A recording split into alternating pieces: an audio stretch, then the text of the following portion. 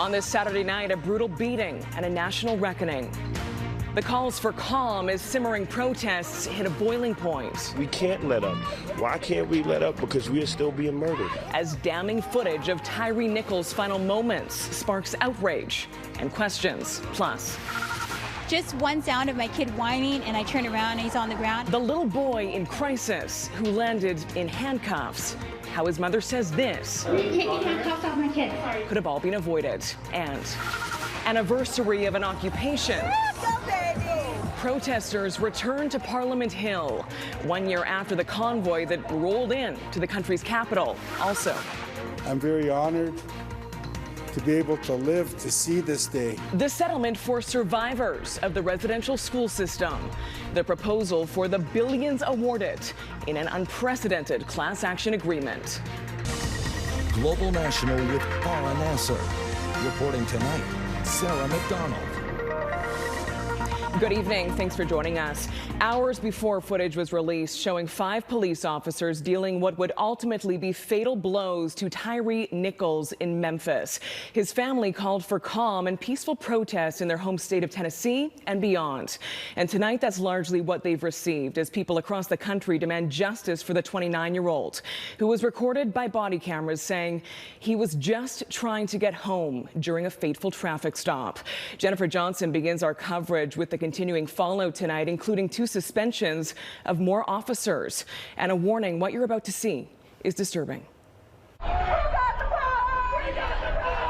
From coast to coast, thousands of angry Americans took to the streets following the release of the shocking video, showing Memphis police officers tasing, punching, and stomping 29-year-old Tyre Nichols during a traffic stop. Nichols died in a hospital 3 days later. All 5 former officers were fired and have been charged with second-degree murder and other criminal offenses. If it wasn't for the George Floyd uprising, this justice here wouldn't be so swift, but we can't let up. Why can't we let up? Because we are still being murdered. Justice for Tyre.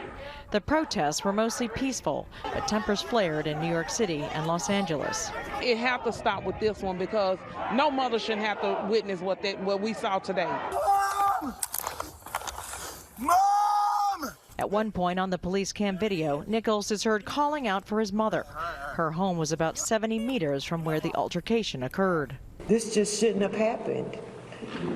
And we want justice for my son. As millions of Americans struggle to watch the horrific video, U.S. President Joe Biden expressed his condolences to Nichols' mother, promising a thorough federal civil rights investigation. It has a lot to say and do with the image of America. All 5 former officers are now out on bail. The local sheriff's department has also suspended 2 deputies who came onto the scene after the beating. And there are now questions as to why Nichols reportedly laid on the ground for at least 20 minutes before paramedics called to the scene treated him. I didn't do anything. Attorneys for at least 2 of the officers say they will plead not guilty, asking the public to withhold judgment.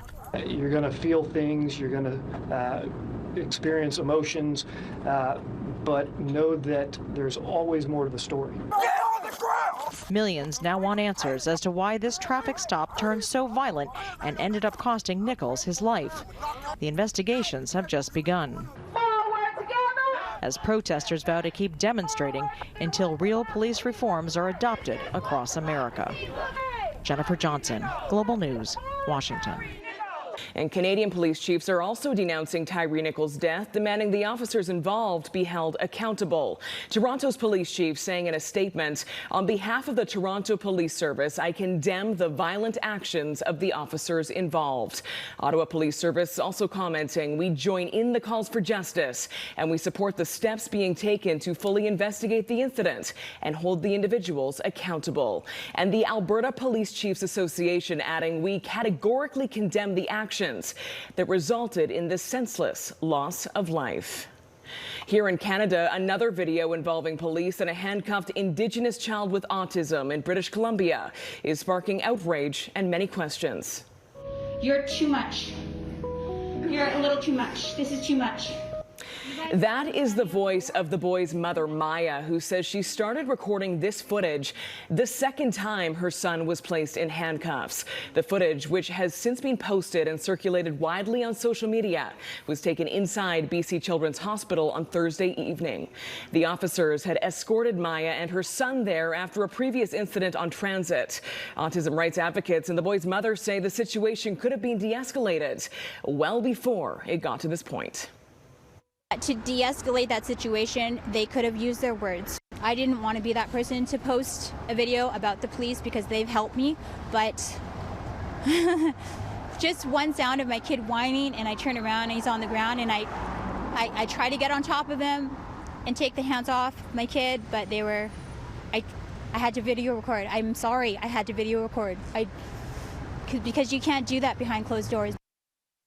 Today marks a not so pleasant anniversary for the nation's capital. It's been 1 year since the Convoy protest that rolled into Ottawa and shut down the city's core for almost a month. Today, along with demonstrations in several other Canadian cities to mark the occasion, hundreds of anti-government protesters also returned to the capital. Though, as Touria Izri reports, there were some notable differences 365 days later. The Freedom Convoy returned to Ottawa, but this time demonstrators were forced to walk to Parliament Hill. Wellington Street remains closed to traffic, and that led to a smaller, more subdued protest. I live here in Ottawa, and I actually miss the sound of the horns. Those blaring horns have been replaced by music. Protesters gathered for what they dubbed a dance party under a heavy police presence. This is an anniversary, a celebration of something we've achieved. Public health restrictions may be gone, but the anger against Prime Minister Justin Trudeau is not. I'd like to see a change of government, but that's not going to happen today or tomorrow, and I understand that. I just like to see less division within our country. We laugh at the United States. We're no different right now. Been on our case since Those divisions were on display. Hey, come here. A counter-protester clashed with a member of the Freedom Convoy. A big bunch of whiny babies who threw a mega tantrum last year in our city. The crowd gathered on Parliament Hill at the same time the Liberal caucus was meeting behind us in West Block. Some of the protesters here say they would still like Prime Minister Justin Trudeau to meet with them and hear their concerns. Trudeau is acknowledging the frustration. I think responsible leadership is acknowledging the concerns and anger that people are feeling and look to solve for it, look to provide solutions, look to reassure people, not to amplify that anger. The Conservatives are also holding their caucus retreat. I think we need to actually look into all aspects of the pandemic and how it was handled. Things are being looked at, including the federal government's use of the Emergencies Act. The findings are due next month. While some of the main protest leaders are facing charges, political experts predict the current climate of polarization is here to stay. The fire was already going, and the pandemic was an accelerant along those lines. So the discourse, I think, has been changing for quite a while. And that discourse may be a preview of what to expect during the next session of Parliament. Touria Izri, Global News, Ottawa. At least 3 people are dead in California's latest mass shooting, the 4th this month alone. It happened early this morning in Los Angeles inside a car outside a short-term rental property. Another 4 people were injured in the incident. Investigators are now trying to determine what led up to those shots being fired. Last year, the United States recorded more than 600 mass shootings. Another attack in Jerusalem has heightened fears of escalating violence between Israelis and Palestinians. Officials say a 13-year-old Palestinian boy wounded 2 Israelis, a father and son, today. This latest incident coming 1 day after another person killed 7 near a synagogue. This was the scene after the shooting on the outskirts of the city. The day before, on Thursday, Israeli forces killed 10 Palestinians in a raid on the West Bank city of Jenin, fueling this latest escalation. And joining us now with the latest from Jerusalem is Reuters correspondent Emily Rose. Emily, you're close to where the attacks have been happening. Take us there. What is the feeling on the ground? So the feeling today, Sarah, it's like a tinderbox that could go up in flames at every moment. But we have to remember that actually the violence, and though it has been a violent 48 hours, it's really the culmination of violence that began earlier part of last year when Israel stepped up the number of raids it was conducting in the West Bank in response to a spate of Palestinian street attacks. And I have to say at Reuters Jerusalem, we've been reporting since then almost weekly on clashes between the Israeli military and Palestinians on the ground. The Israeli military saying that those Palestinians are militants, that they aim at killing or hurting Israeli civilians or soldiers, and the Palestinians, the ones who take up arms, say that they're engaging in armed struggle against Israel's occupation of Palestinian cities and towns. So all of the past 48 hours have really just been a fever pitch of that violence that has been culminating for over a year now. And speaking of the military, you've been speaking to your sources in the Israeli military. What can we expect in the coming hours and days given the escalation in violence? Yes, I just spoke to a senior member of the Israeli military who informed me that they've dispatched an additional 3 battalions to the West Bank. He wouldn't give me the percentage of what that means in terms of boots on the ground, but he did say that comprises a sizable increase in the number of soldiers that are being sent out there. Now, that could have a double effect, right? It could create more friction with Palestinians on the ground, but he said that the Israeli military was doing so and they would continue to send more soldiers if they saw fit. And if you look at the streets on the ground here in Jerusalem, you can see heightened police presence, security personnel everywhere. They're really looking like they're anticipating more violence, more clashes, specifically around East Jerusalem and the Old City. So it's not a stretch to say that Israeli security personnel and Israeli forces are on high alert. Okay, and adding to all of this, Israel now has a new far-right government. How should this violence be looked at within the context of this new leadership? So it's important to remember that that new government was already under the international lens. A few weeks back, it said that it was going to introduce new judicial reforms that would strip the Israeli Supreme Court of a lot of its power and pass it over to members of the governing coalition. Now, that sparked ire among members of the international community who said that would make Israel less democratic. But it also made Israelis quite angry. And for the 4th week in a row, tens of thousands of Israelis have taken to the street to protest those judicial reforms. So that was already going to be an element of the discussion when members of the international community do touch down this week, specifically members of the American government. But this new security situation adds another element to those discussions. Okay, Emily Rose in Jerusalem. Thank you, Emily, for your insights on such a delicate and dynamic situation this evening. Thank you. It is a class action settlement unlike anything this country has seen before. Coming up, the proposed plan for billions of dollars awarded to survivors of the residential school system. That's after the break. Stay with us. More tonight on a $2.8 billion residential school class action settlement in a lawsuit brought by members of a BC First Nation in 2012. Canada has agreed to pay the money into a trust fund with more details of the agreement set to be released next month. In the meantime, more announcements this week about potential graves being detected on the grounds of those former residential schools. Near Williams Lake, BC on Wednesday, 66 new anomalies were reported to be found on the grounds of one, adding to the 93 already announced this time last year. Neetu Garcha now with reaction to the government's proposed reparations for the destruction of language and culture caused by those institutions and how the funds may be used. After Saddle Lake Cree Nation in Alberta released its preliminary findings this week, including suspected causes of death of some of an estimated 400 children who didn't survive, the lead investigator reacted to the $2.8 billion residential school class action settlement. The monies will never be able to, according to our elders, repay the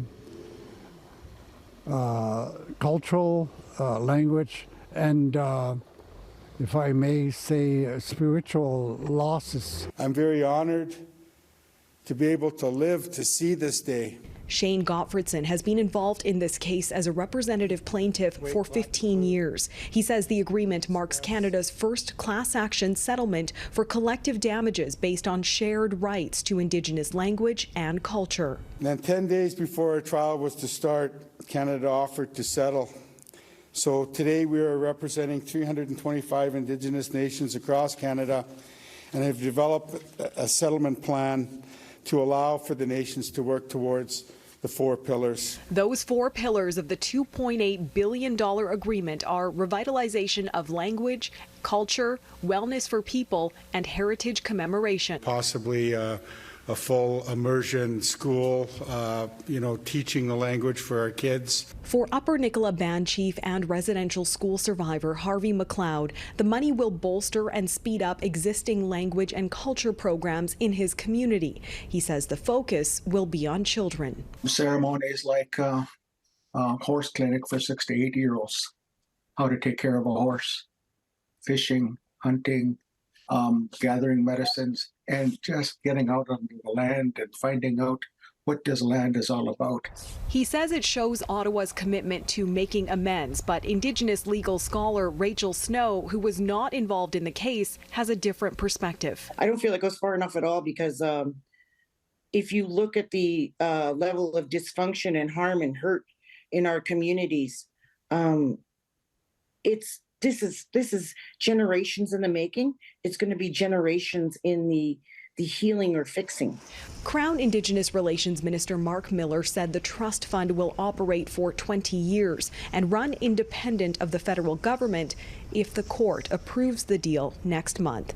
Neetu Garcha, Global News, Vancouver. Just ahead, torrential rain and fatal flooding. The deadly downpour in New Zealand and the frantic rush to evacuate. That's after the break. Stay with us. New Zealand's most populous city has started cleaning up from deadly flash flooding on the heels of its wettest day on record. At least 3 people have been killed in the flooding in Auckland, with 1 still missing. The city logged nearly 250 millimeters of rain in just 24 hours on Friday, far surpassing its record from 1985 of 161 millimeters. While heavy rains ease today, another downpour could be coming, with the impact expected to be severe, given how saturated the ground already is. Canada's top soldier is sounding the alarm over the actual strength of our country's defense capabilities. In an interview for the West Block, Chief of Defense Staff General Wayne Eyre voiced his candid concerns over the current state of Canada's military, one that's grappling with dwindling personnel numbers and aging equipment in the face of escalating global threats. Here's what he told our Ottawa Bureau Chief, Mercedes Stevenson. You are facing some extraordinary constraints, both with personnel, and it's been no secret. You've spoken publicly about how constrained you are because you are struggling with recruiting people and you are struggling with retention.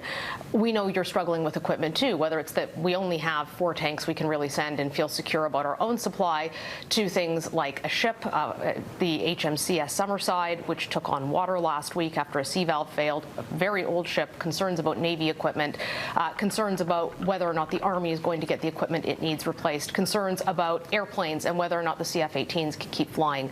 What are the limitations that you're facing right now with equipment and personnel, meaning for what you're capable of actually doing? So it comes down to readiness.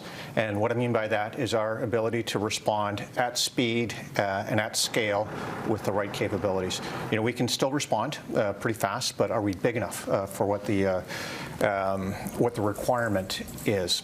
And so we need to work on all of those factors. You know, I am concerned because we see that increased demand signal around the world and here at home because our security situation globally is deteriorating.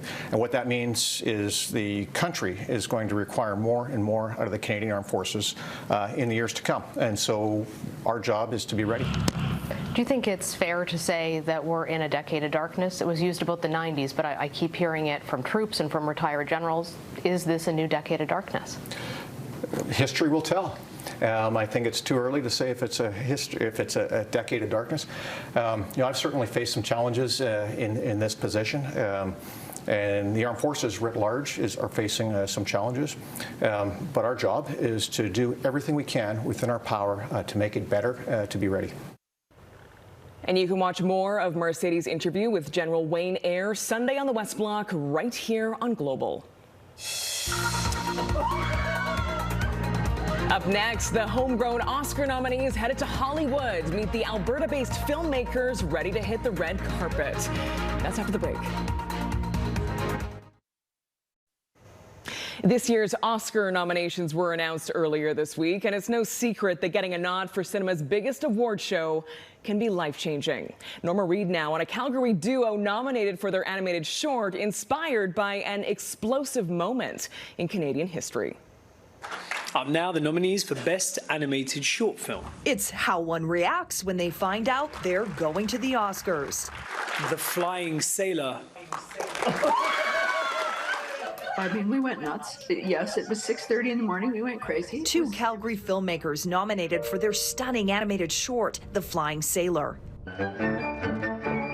It's their take on a little-known true story of the Halifax explosion of 1917, where two boats collided. A sailor caught up in the world's largest accidental blast, launching him 2 kilometers through the air. And he landed in a place called Fort Needham Park, wearing nothing but one rubber boot, and he was alive.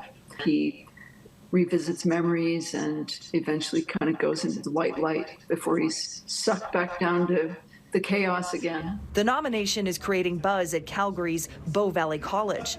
To be honest, I was like, I kind of expected it. Instructor John Atienza worked on the film. He says attention from the Academy inspires future talent.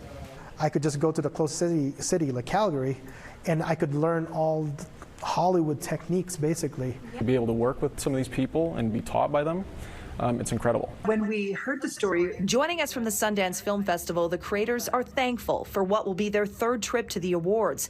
One of their biggest hopes, one day meeting the sailor's real-life descendants. We have no idea who they are, where they are. We know he went back to Liverpool and became a riverboat pilot. The big question now, what are we going to wear?